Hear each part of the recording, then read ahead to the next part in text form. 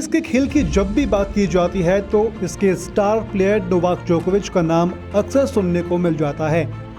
21वीं सदी की शुरुआत में जब टेनिस के बहुचर्चित खिलाड़ी फेडरर और नडाल की कामयाबी की हर जगह पर चर्चा सुनने को मिल रही थी, तो ऐसे में नोवाक जोकोविच ने टेनिस फैंस के बीच में अपनी एक अलग पहचान कायम की।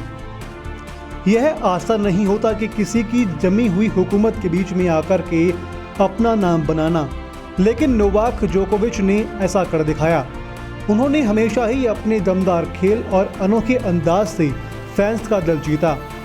आज वे टेनिस के खेल में एक के बाद एक नए रिकॉर्ड दर्ज कर रहे हैं और हाल ही में उन्होंने एक और खिताब अपने नाम कर लिया है।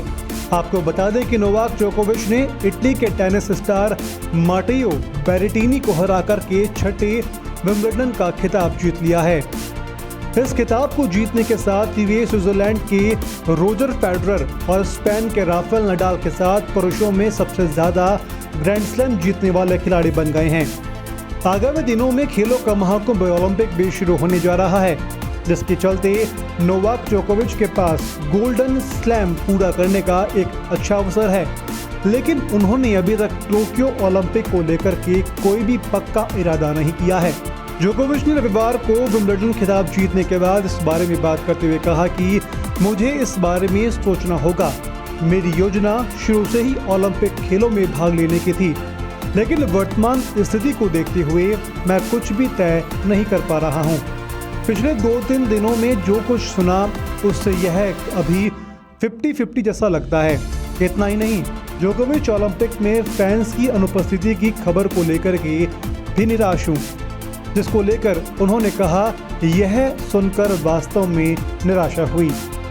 आपको बता दें कि टेनिस के मशहूर राफेल नडाल पहले ही टोक्यो ओलंपिक में भाग नहीं लेने की बात कह चुके हैं, जबकि रोजर फेडरर ने भी अभी तक इस पर कोई निर्णय नहीं लिया है।